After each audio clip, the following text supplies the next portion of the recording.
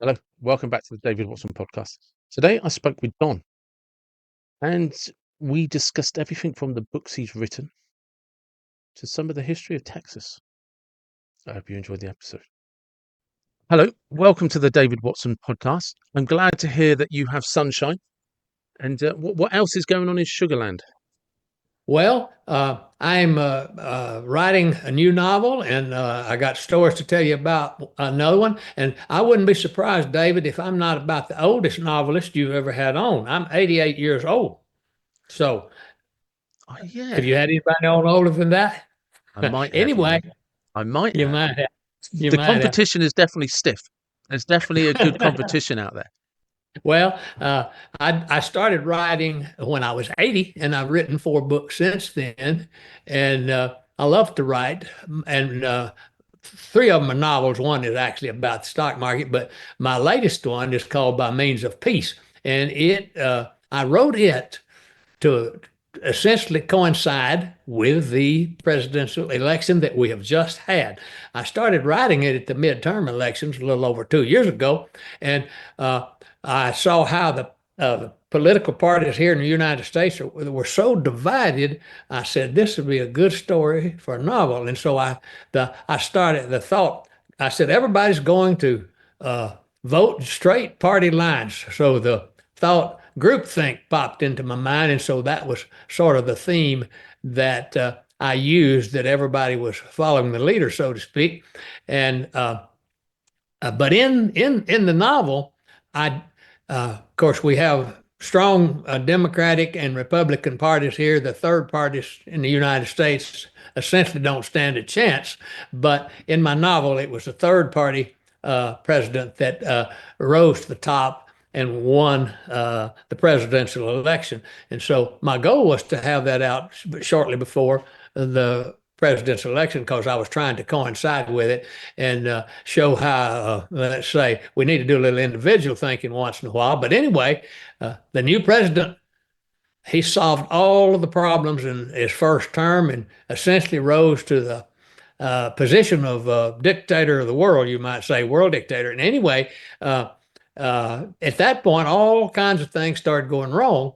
And then obviously the conspiracy theories pop out, and people are beginning to decide that, at least the protagonist in my story, beginning to decide that the president might be using these problems to control them. And so that was the theme I carried throughout the book. Just quickly, what is the third party in the United States? I didn't know there was one. Well, there's essentially not any. They have had a few with odd names. Actually, in my book, I used the name Peace Party. Years ago, there were a few people that, I mean, there is essentially no third party. But sometimes people will run and say they're running on an independent ticket. And Yeah, I guess if they can get, yeah, that sort of thing. But really, there is no third party. They may claim to be, but they yeah. don't do well in the election. Um, Yeah. you said you're from Sugarland. Do you know where the Yeah. origins of Sugarland come from? I've never heard Yes. a place called that. Yes. There years ago, about around early 1900s, there was a sugar factory here. What they did primarily, they raised sugar cane, and they brought a lot of sugar cane in from Louisiana, and they basically squeezed the juice out of it and made a sugar out of it. It was called Imperial Sugar Company here, but they made sugar for a lot of other companies all around.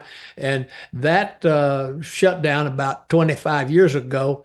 And they are they some people keep saying that they're going to buy those sugar silos and juice silos and convert them into condos, but I don't know if that'd be too good an idea or not. They're right on the railroad track anyway, so I don't think it'd be a very good condo. But that was how that's how the name got started because of the sugar factory. Right, but it's a wonderful name, though, isn't it? 'Cause it kind of can take Mhm. you all over the place if you were writing a book or writing a script or something. Sugarland could have so many different connotations. I love to live. I love to live here because it still has the small town affect like 100,000 people or so. But if Mm. there's some reason you need to go into a big city, well, you can just head to the northeast and you'll be in Houston in 15, 20 minutes. I don't ever go there. No. I'm glad actually I live right on the edge of Sugar Land and I do live on a small lake. And so I can imagine that I'm out in the country from time to time, but I've lived a good number of places over the years, but I like it here. I'm close to my doctor, close to my grocery store, close to my drugstore, close to my church. Everything is within a mile and a half. See, that's perfect living. If somebody says to you, like, It is. what's perfect living? Everything's within 10 minutes. Yeah, nothing is further than that I really need to do. Yeah. You're Texas born, is that correct? That's correct. I was born up in East Texas, about 160 miles from here, in a place called the Piney Woods. And it is virgin pine timber, 100 feet tall or so. And it's a beautiful place too, rolling hills and various streams, small streams, rivers, lakes, that type of thing. But I was born in a small town, and the nearest town was bigger town was 10 miles away, and it was only 20,000 people. So I knew once I got a college education that I'd have to leave there. The town I was born in is actually 200 people. That's all. And so I'm a microbiologist and chemist, and they didn't need any excuse me, they didn't need any microbiologists and chemists in the little town. No. So I ended up in Houston. I knew I'd end up in Houston or Dallas. That most people that left the area where I grew up, nearly all of us ended up in Dallas or Houston. You must have seen some changes. I've seen many changes in Houston, particularly. I'll tell you another funny thing, though. Those small towns almost never changed like the one I grew up. But my wife and I came to Houston in 1962. My first job in industry in 1962, and this place was Houston was, when I look back on it, was fairly small. Less than 1 million people, and now the area, the greater metropolis of Houston, the whole area around it, 5 or 6 million people. But those small towns almost never change. I'm a widower now. My wife died 10 years ago, and I'm a widower. But one time we decided, about the time I retired, that we would move back up to East Texas, where we were born.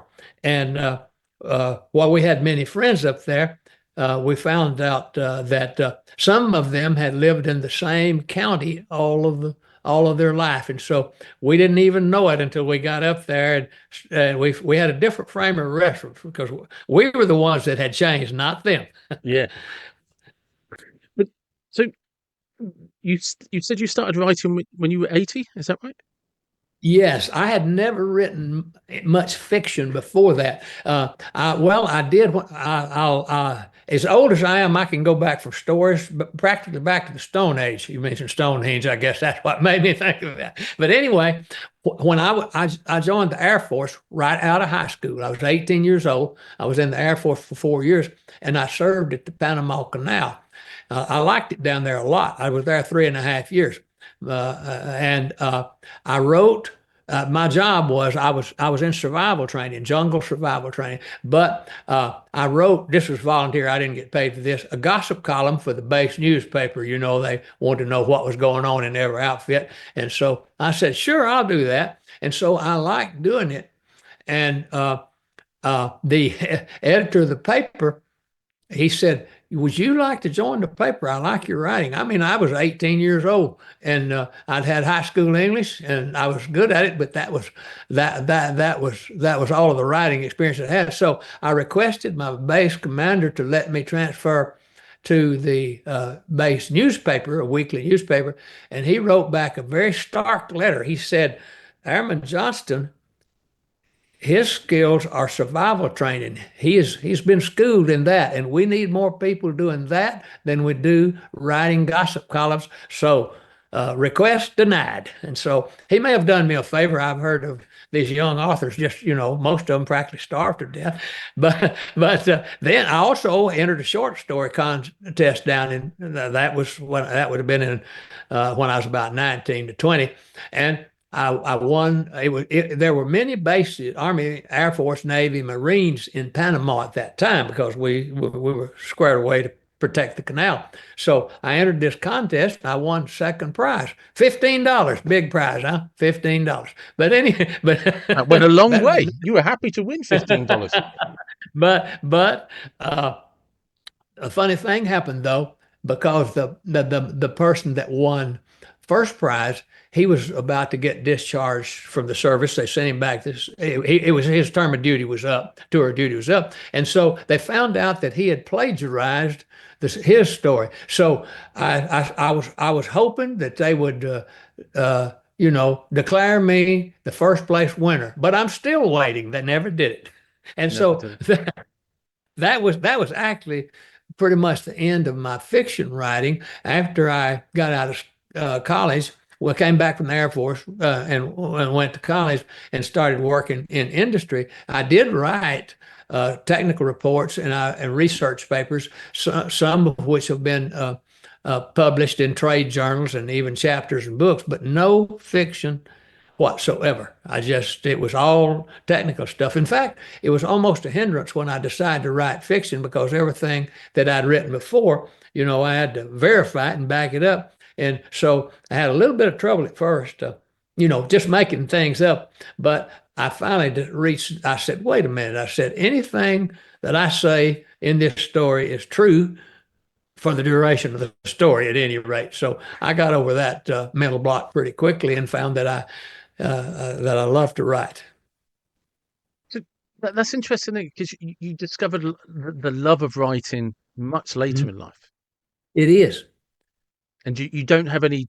You don't appear to have any problems with the discipline of it. You seem to look forward to it, and there's another story to come, and there's another story to come. I have once I started writing at age 80, and I'm not a very fast writer. I I took it upon myself. I said I'm going to write a book or generally a novel. I did write one stock market book, but I said I'm going to write a book every 2 years as long as I can. So I am on target. I've done 4 books. And I'm 88, and I have another one about half finished. It is about artificial intelligence, and it has a little, political intrigue in it too, in as much as that I'm going to say, or at least imply, that the government is using artificial intelligence to control the people. That's what I did Some in might by say means that's of not even fiction. I don't think it's totally fiction. Do you mind me asking? You mentioned you were widowed and you were with your wife for 53 years. Is that correct? You say? Yes, that's right. Because you grew up in the same town. So how did you meet? This is a story that would make good fiction, but it's the truth. When I graduated from high school, I was planning to join the Air Force. That was my plan, but when I graduated, I am 3.5 years older than my wife. She was coming into high school. She'd have been 14 at the time. Well, I never paid her any attention. I knew her. Those little towns, everybody Yeah. knows everybody. And they know everybody knows everybody's business. I mean, the internet couldn't keep up with the gossip in those small towns. But anyway, when I went away for 4 years, and when I came back, uh, I saw her again, and she wasn't a little kid anymore. She was a young lady, and so we started going out fairly soon, and and we got married a year later. We were engaged for close to a year, but it was she had grown up while I was gone. I knew her all her life and thought she was a little kid, but as I said, she had grown up. So we did Yeah. know each other all the time. It is funny because she and I laughed about it because we knew the same people. Everybody she knew, I knew them too, and and people, probably even in a little bit bigger town, that wouldn't be true, even if you'd known each other Yeah. for a long time. But we did. We it was a good marriage. We had one son. That was all the children we could have. But he and his wife, they live close by. I see them every week. They have three children, all married, and so I have six great grandchildren. They so that's the advantage of living a long time, I guess. Yeah, it is. It is. And but it's funny how when they say that saying, absence makes the heart grow fonder. Those few Mhm. years you went away from town, you never realized there was somebody you'd missed. That's right. You know, It, it, because because that connection was like you say, but you look at them because there's a few years between you. mhm. There's an incredible thing that happens in your kind of teen years to your early adult years. That's for sure. Do you know what I mean you literally become from a child to an adult? Uh, Very similar to the monarch butterfly story I was going to ask you about. You see that Uh-huh. it's sort of transformation, and it just like you come back, you're like, oh wow, you're a woman now. Well, I That's didn't right. see that coming, and Uh-huh. now I can't take my eyes off you, so we better do something about this. That's right. That's right. It actually turned out pretty much that way. To some degree, I think it surprised us both because I thought she like when I left. I mean, I thought she was a child, a Yeah, small kid. She was probably 13, and I was 18. But well, it's 3.5 actually years there, so she's 14. But anyway, it's different when I came back. but that's what happens, isn't it? It's you're 18. You're going off to the Air Force. You're considered an adult, a young man who can go to war. Mhm. Your That's wife for sure. is still at school. She's just Hmm. starting out in school. But you come back a few years later, and oh, okay, now I understand. We Yeah, we had several things in common. We were both the spelling champion of the eighth grade. I don't know whether that's any good long-term credentials or not, but It's a we good were. start. You guarantee to be able to be good crossword partners. The So what is the monarch butterfly story? monarch butterfly story. This is one of my favorite stories. And when I was 5 years old, and we moved to another house, not a new house. I grew up with a brother and a sister. The sister is just a little over a year older than me, and the brother was 3 years younger. But anyhow, we moved to another house, and naturally, as kids, we rush around to see if the previous residents have left anything. We opened up two or three closets and this type of thing. There was nothing but coat hangers in the first two or three. But then we opened up one, and it was a science book. It must have been fourth or fifth grade science book. But the first 10 or 12 pages were torn out, and we grabbed for that book, and I beat my sister to it. She's 1 year older, but I was, I guess, a little quicker. The first page there was a beautiful colored picture of a monarch butterfly coming out of the chrysalis. And when years passed, and I still use that, I say that was the aha moment, the aha event that drew me into the world of science. And I still believe that it was. And I call it the butterfly effect. That is a saying that, Yeah, well, it derived from two or three different sources, but some people say a butterfly effect is some small, almost unnoticeable event here might have some great effect around the world. There's also, I like it in one of the science fiction author, Ray Bradbury, in one of his stories, he has something akin to the butterfly effect. And so as years went on, uh, I used that butterfly effect to mean an aha moment when something happened that had long-term effects. And I do believe it started me on the road of science. I never thought I would do anything else when I got in college. I like both bacteriology and chemistry. I worked in both of those fields, but and I was an entrepreneur. Go ahead. I'm sorry. no, go on. You carry on. You were about saying I, about being an I entrepreneur. Yeah, I worked for big corporations for uh, pardon me, about 15 years, and I worked as a bacteriologist for about 3 years, and then I was what I would call a bench chemist, and then I was like a senior chemist, have three or four chemists working for me. Finally, I was lab manager, and But I quit and started my own business about 45 years ago. We have sold it now, and I just so I've but it was always in the field, always in chemistry. Basically, it was chemistry related to the oil field. The biggest part of it Yeah. was, at any rate. So, but I still love chemistry and biology. Uh, you wouldn't believe it, but I have a really small lab in a closet. I just to I I live on a lake and I go out every once in a while. People might, hey, they think this guy's a mad scientist or something, but I take a sample of water. I even culture the bacteria out of it, analyze water, more or less just to see if I can still do it. Just keep doing But that's, that's a good thing to do. And it's good for the neighbors to think that you might be a mad scientist. You're less likely to be robbed. it. I hadn't thought of that, but it makes sense. You need to do a few experiments, controlled explosions, Yeah. some smoke,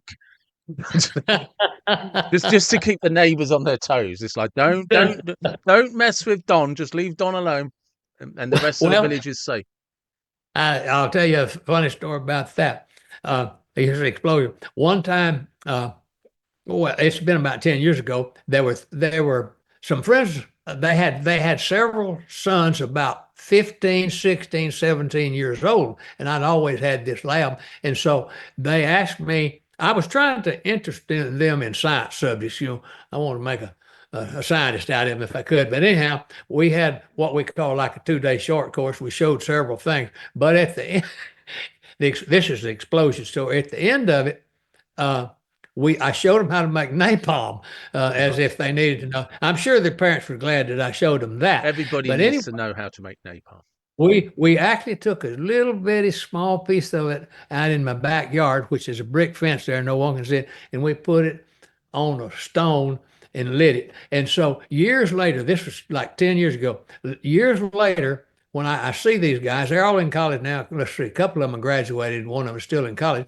Anyway, I ask them what experiments they can remember. The only one they can remember is making the napalm. They forgot all the other Yeah. stuff I tried to show them.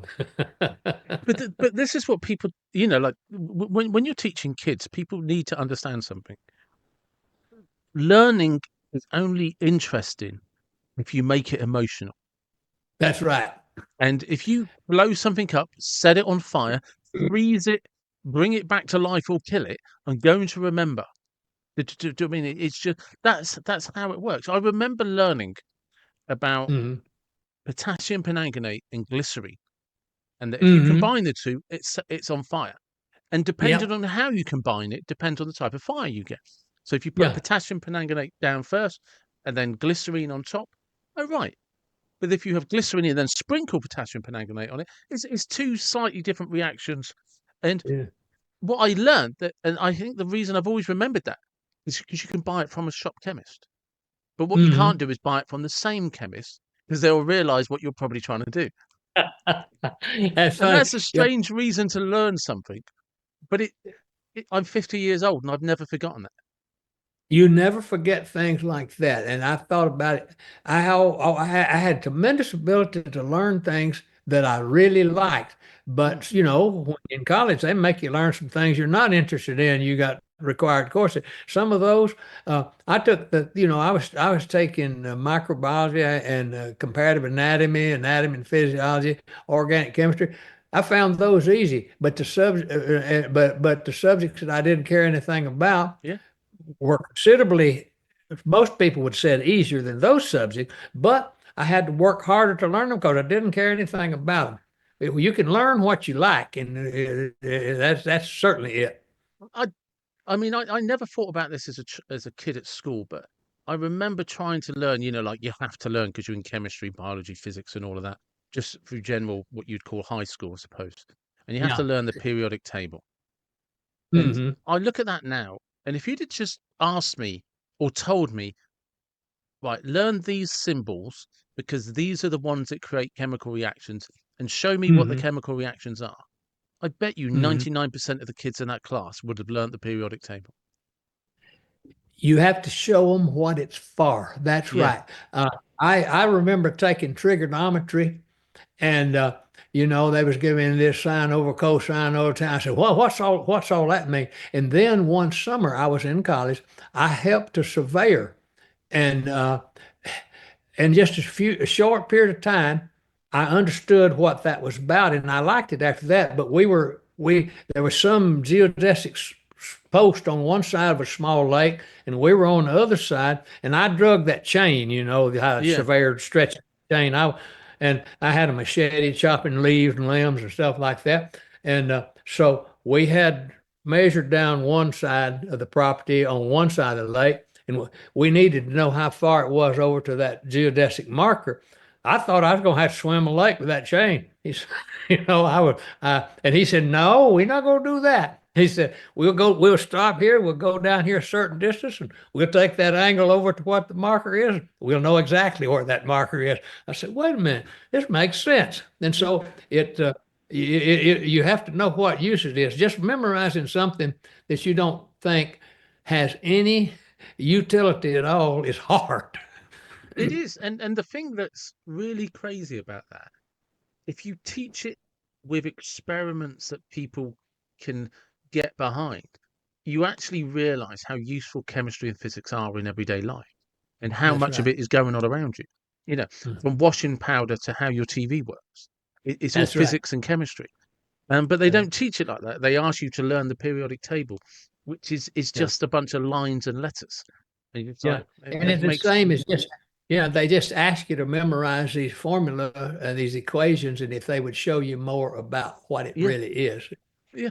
Some teachers can do that. I've had teachers in high school, I had two different math teachers, and I'm sure they both knew the subject well. But one of them was a good teacher because he could explain it in a way that he said, yeah, I see what we're trying to do here. And Mm. the other guy was wrote memorization of these formulas, and that wasn't any fun. It's making it interesting.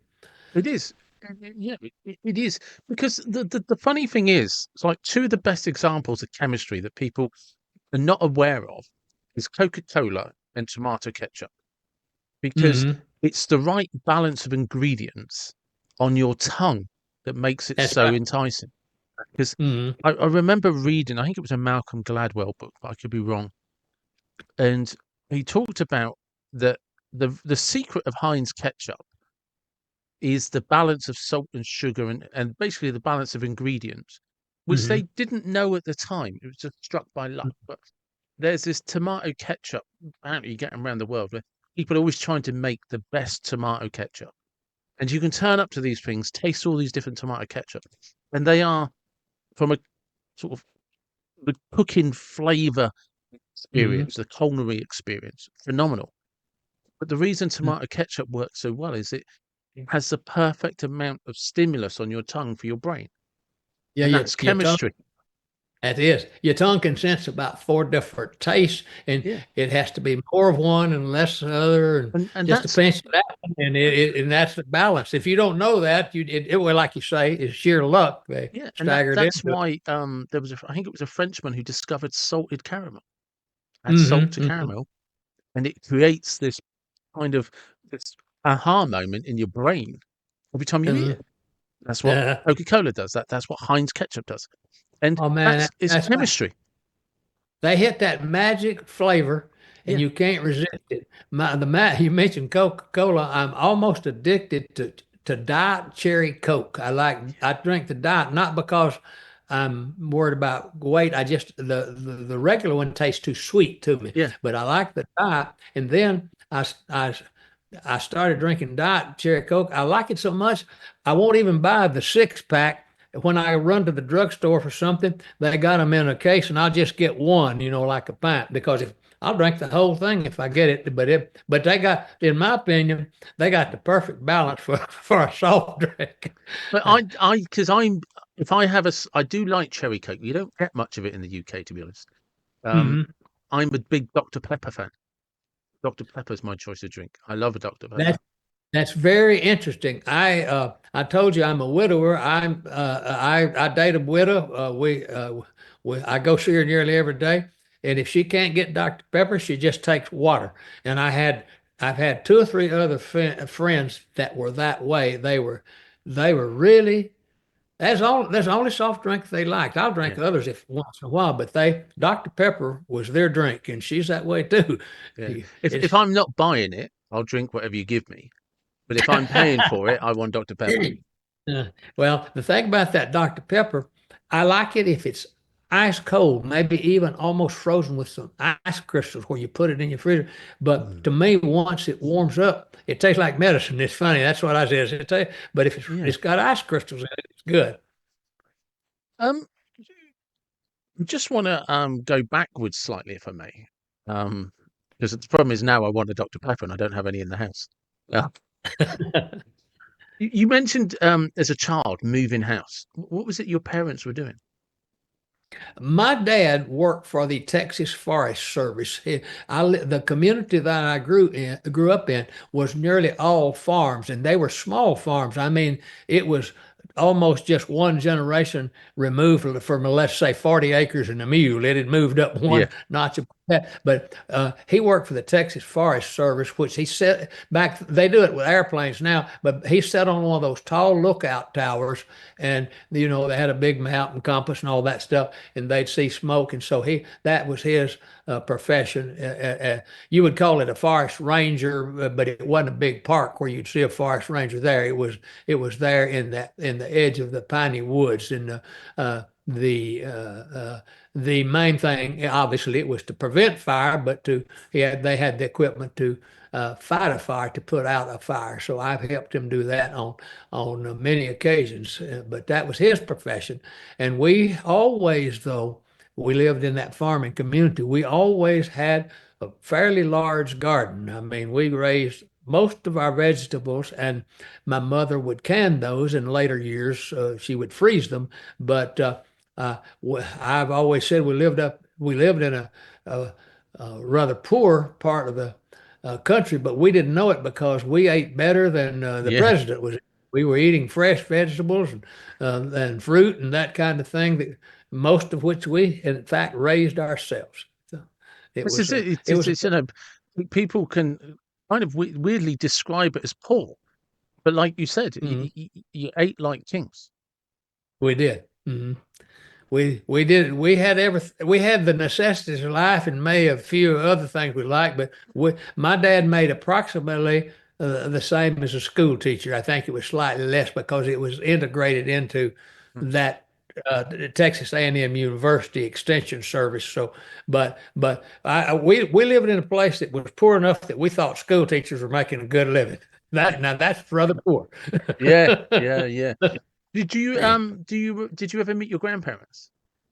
Yes, I had the great privilege of knowing what my paternal grandmother died in a car wreck when I was about 2 years old. But I knew three of my grandparents. I knew both of my mother's parents for years. They lived to be well, she lived close to 90. So I knew both of my grandparents on my mother's side and my grandfather on my dad's side, and we didn't live more than 5 miles apart. So I saw my grandparents, I would say weekly or very close to that. That was a good thing. It was a great blessing to live up and live close to your grandparents. And so I feel the same way. I'm sort of reliving it again. Mm. My son lives about, he and his wife, they're all three of my grandkids are married and have family, but they live. One of the others lives about 3 miles away too. So my oldest granddaughter, her husband and kids live about 3 miles away, and my son and daughter-in-law live about 3 miles away. So we've always maintained a close family connection. So I really, really like that. I didn't ever think I'd live old enough to go through this three times, though. I raised my son, then I was close when they had the grandkids, and I got to see them grow up, and now I'm seeing the next generation. My oldest great granddaughter is 7 years old, and the next oldest would be 5. So I was over at their house last Sunday, as a matter of fact. Nice. Because when your grandparents were alive, Texas, literally where all the stories of Texas come from, is that generation. That's right. It was almost like I don't exactly think of it as a Wild West, but it was fairly is mostly rural, except for a couple of big cities. And most of the people, all of my relatives, of course, lived out in the country. Many of them were farmers. Were Hmm. farmers. Both of my grandparents were farmers, and as I said, these were small farms. It was literally, as I say, 40. That's an old saying, 40 acres and a mule. I don't know whether they have that saying in England or not, but we that was sort of a Texas saying, I think. But then that was just at the stage that began to get mechanized, with tractors and Hmm. other power equipment. But I I can remember back those things when I was a little kid. Well, I because mentioned, oh, your parents would have definitely been alive and well during the era of Bonnie and Clyde. yes. I forget what year that was, but I've seen the movie. That's a pretty good movie. Seen it several times. Is that But the one with Kevin Costner? no, no, no. It's not Kevin Costner. I can't think of his name right now. I'll think of him. I love those old movies. I I watch them fairly regularly. Well, That's if you haven't seen I it, don't know why. there's one called The Highwaymen with Kevin Costner. Yes, I've seen that. I like That that is, one. yeah, that's a good movie. Yeah, I love movies. I was always a movie buff, and my I mentioned my lady friend, so she subscribes to what they call Turner Classic Movies. Ted Turner bought all those movies, and so she watches what's coming up and she records them. If it looks like a good, and when you do that, you'll have a time you'll get 4 or 5 really great ones, and then you can't find anything Yeah, worth watching for a long time. But I am a great movie buff, and I actually was when I'll tell you, go back a long time.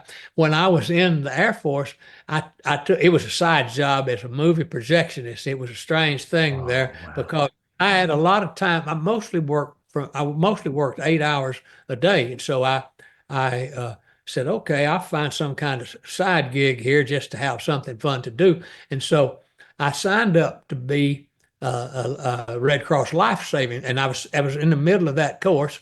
It was a pretty tough course. I could have passed it. I was a good swimmer. But one of the movie projectionists there on the base, he got sick and had to be transferred back to the United States. And I knew the chief projectionist. We were friends. And he just out of the blue, he said, would you like to be a movie projectionist? I said, sure. He said, well, I can get you trained. You have to take a test after that and everything. And so uh, I dropped that life-saving course immediately. And so I showed movies, 2 or 3 nights. There was a group of us, about 10 of us, and the chief divided us up however he wanted us to do it. But that was back in the old days when they had that acetate film and those arc lamps where you could burn the place up if you didn't know Yeah. what you were doing. They don't do it that way now. But so I showed movies a couple of times a week, and when I wasn't showing them, since I could get in free, I might go and see a movie. And they did really good down there in Panama because they kept up current with the movies that were showing in the Yeah. United States. But But that it was a good job. I loved it. that was a job of dreams. If you think of how many films where the protagonist is starts off as a cinema projectionist or lives above a cinema. It's Yeah. so invoking of so many films where somebody either lives in an abandoned cinema, owns an abandoned cinema, or there's something Hmm. where they watch old films and they're a Hmm. projectionist. Because it was a job that kind of it was one of those when you think of like the 40s, 50s, 60s, and even the 70s probably is Hmm. it was the type of job which held a mystery because you're the guy in a room, but yeah, Hmm. and you have access to everything, and you get to That's see right. everything, That's and exactly right. there's It so was a much romance and culture uh, around those old style cinemas that don't exist today. it doesn't. it was very interesting. I liked it a lot. And if I hadn't have known the chief projectionist, I wouldn't have got the job because there were other people would have liked it. And I had no training. I had to go through a school and then take a test. And I actually have a license someplace. I tell people, of course, obviously I couldn't run the new machines.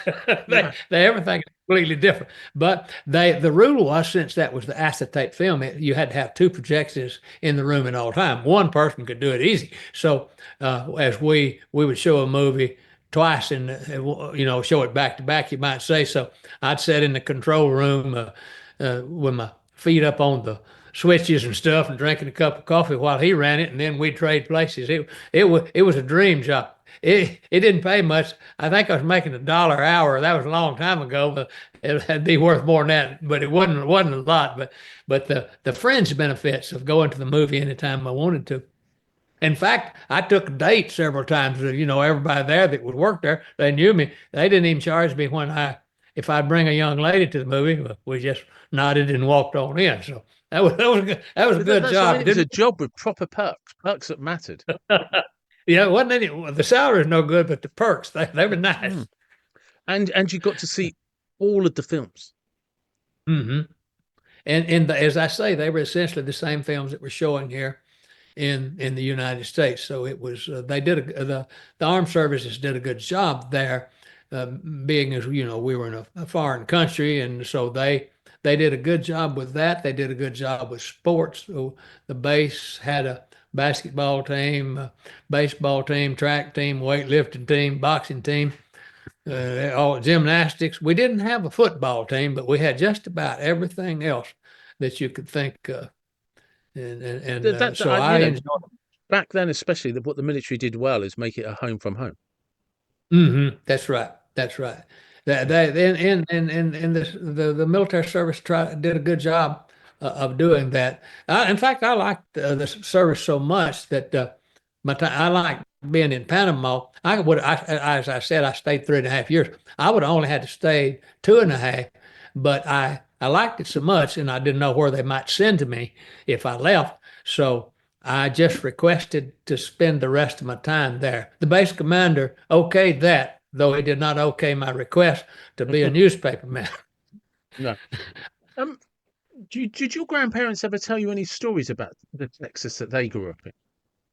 Yes, my grandfather Johnston on my dad's side, he was a big storyteller, and he he knew a good bit about the Johnstons, more than you could find all that today on ancestry.com, but he knew that they came, that like however many generations ago, they came from Scotland. The Johnstons did, and it wasn't Edinburgh, but it was some small town next to it, close to it. I can't think the name of it right now. And they moved to North Carolina. There is a Johnston County in North Carolina. For some reason, all the Johnstons went there. I don't know why. I don't understand that, but that's how it happened. But anyhow, uh, they lived there for some time, and then they moved to Louisiana. And when my dad was about 5 or 6, they moved to East Texas from Louisiana. So he had stories about moving over here from Louisiana, and they were in a wagon pulled by horses. So it took That's them a what I mean. spell to get here. And so, but he was a great storyteller. My granddad on my mother's side, we knew them well, but he wasn't quite the storyteller my granddad Johnston was. When Granddad Johnston would come over when we was a little kid, man, we would run and jump up in his lap, getting ready for a story. You can So imagine the life back then. That like you say, that horse and wagon from Louisiana to East Texas. hmm That's a life's journey in itself. But to them, this is what we need to do. hmm hmm Do you That's know why right. they I moved?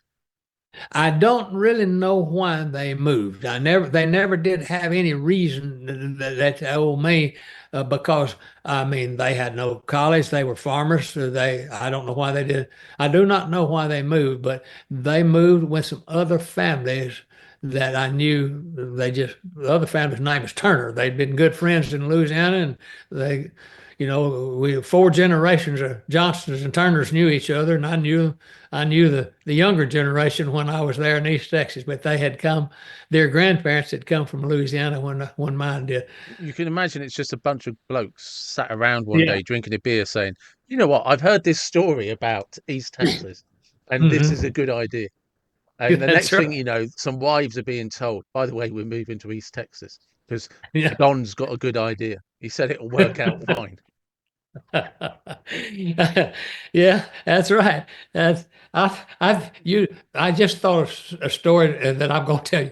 One time, I've been to England several times, but a couple of times I was on business, and I didn't really. It was when I was working for the big companies. But one of the first times we ever went into a pub to eat lunch, people over here think you're going into a bar to get drunk. They don't know that you can always get a meal in a pub. Mm. So anyhow. Uh, I stepped. This was back so long ago, and you'll certainly remember this. That everybody, if you're traveling, you generally wore tie and suit. Nobody Yes. does that anymore. Yeah, yeah. Well, everybody, I would say 90% of the people in the pub were businessmen who had worked around there and come around there. And I'm gonna have to try to imitate an English accent, which I won't be good at. But anyhow, I stepped up to there to order something. And the man behind the counter, he said, "Where are you from, mate?" And I said, "What's the matter? Don't I look like everybody else here? We were all dressed." He said, "You look like us, mate, but you bloody well don't sound like us." That's what he said. But he noticed I had an accent. Let's put Yeah, it that it would have stood out pretty fine. Pretty fine. It would have been, but it's true. When people used to travel back then, there was a certain amount of attire. I That's right. remember years ago growing up in an office, doing office work and stuff like that. You were expected to present yourself in a certain way. That it wasn't negotiable. Whereas now they're like, we'll just turn up as we are, and you just like, oh, Mhm. standards have fallen. About 50 years ago, I'm trying. My son is. Let's see, my son is 61. About 50 years ago, we went to Disneyland, and I remember distinctly. My wife dressed him up and made him wear a tie and a jacket on the plane. Uh-huh. Now the people on the plane look like they've been sleeping under a bridge. They are pretty casual. There was a time. There was a time, and I do, without trying to be a fossil and a dinosaur, there was a time when if you just did something simple like a family went out for a meal, you dressed up. That's right. Whereas now people will go in their pajamas and flip flops, and they're like, That's right. and you're just like, no, no, no. It didn't matter whether you were going for a meal. If you were going on a date night, if you were going whether you were married or whether you were just courting your girl, you dressed up. You Hmm. you presented yourself to say, look, this is who we are. This is how we are. You know, That's people will turn up to church now in shorts and t-shirt. And you're like, no, that's right. once upon a time it was called the Sunday best for a reason. You presented yourself and you at your best on a Sunday. My lady friend and I went to a wedding it was one of her nieces, grandnieces on Sunday. And the funny thing is, I said, I only wear a suit to weddings or funerals, and I wear the same suit, although I have more than one. I wear the same suit and a different tie. I said, I really got this, uh, clothing down to where it's pretty easy. I don't go quite as casual as some people do, but I wear mostly jeans, jeans and shirts. Mm. But I wear a suit to wedding or funeral. That's the only time I wear one. And I dress better than most people, and it's Yeah, not that it's I not remember. that good. I don't remember whose wedding it is. Actually, I do now, but I won't say it because it would be inappropriate. But I remember going to a wedding once, and we were at the church service, and there was a couple of people there in jeans and t-shirt, and I just remember thinking, where the hell do you think you are? This They is didn't look good, did no, no, it they? doesn't. It doesn't. I like a certain. I understand. I'm dressed casually today, I but do every day. I think there's still certain places where people should dress up and They were dress dressed. accordingly. Everybody was dressed well at the wedding. We went to the wedding Mm. Sunday afternoon, and essentially everybody we were dressed almost alike. I mean, many of the women wore long gowns or short gowns, and most of the men were wearing suits. There were a few that weren't, but we dressed up for weddings and funerals, and the rest of the time we were casual or maybe sloppy. One of my favorite weddings, a friend of mine, Martin, they had a dress code where everybody had to turn up in tuxedos. The women had to wear Mm, appropriate dresses, mm. and the men all had to wear. It was a black tie event, effectively, Yeah, oh, yeah. and everybody looked impeccable. Everybody looked Hmm. amazing, and that's why you should do it. That's why you Yeah. should do it. It raises the occasion. It does. It does. And nowadays, I mean, the father of the bride has to spend a lot of money to do this kind of thing. You know, we had food and there was a band and we danced and we ate a lot of good food. And so Yeah, it cost, I don't know what it cost you, but it was a lot of money. So it looked like the least you could do is dress for the occasion. yeah, yeah, exactly. Somebody's taken a mortgage out to pay for this. You know, That's right. That's right. To the pay for the least you bill. could do is turn up like you're going to court. That's it. But just quickly, as I'm getting conscious of time, just go through the books again so that everybody knows what to look for. The best place to get the book is on Amazon, and the name of the one that I really like, my latest one, and apparently my best one, is By Means of Peace.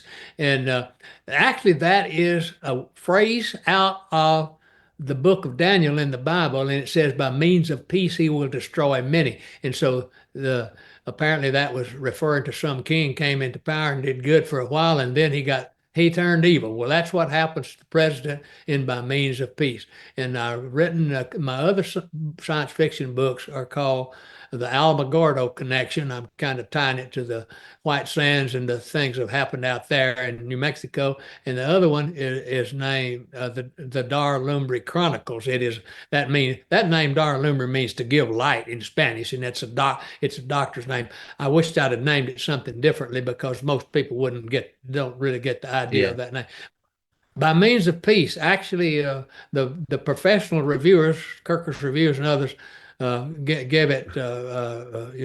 It's a 4.5 star book out of 5 on Amazon for the people that have read it so far. So I love all of them, and I love to write. But By Means of Peace, since it tracks the current election we just had, so that's my favorite.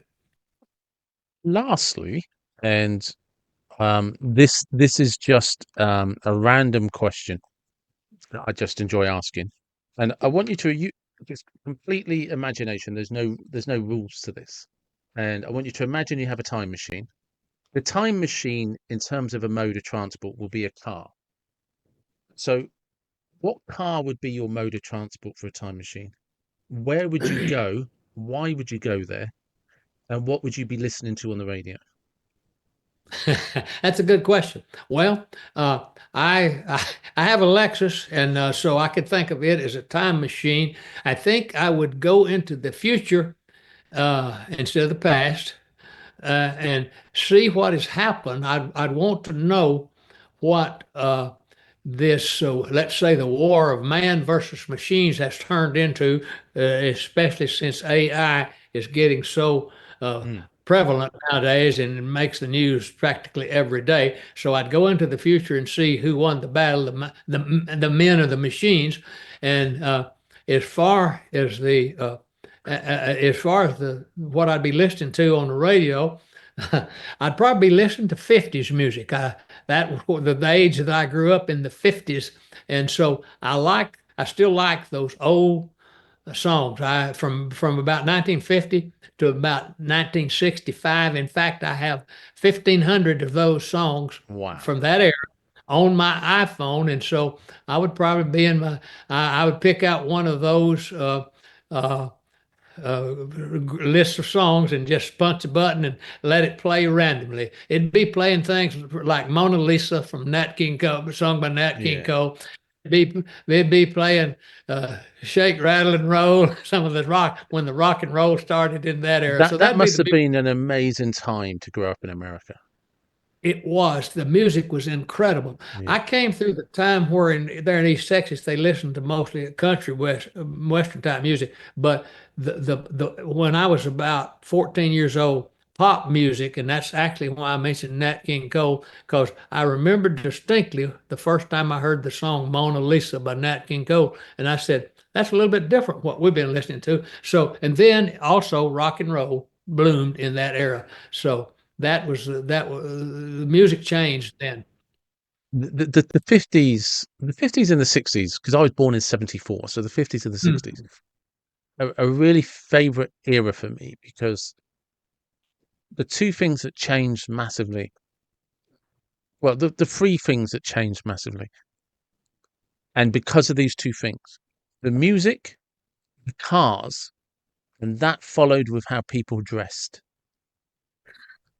And I just, it's always, I think, when you're at the birth of something, you have no idea how important and impactful it will go on to be.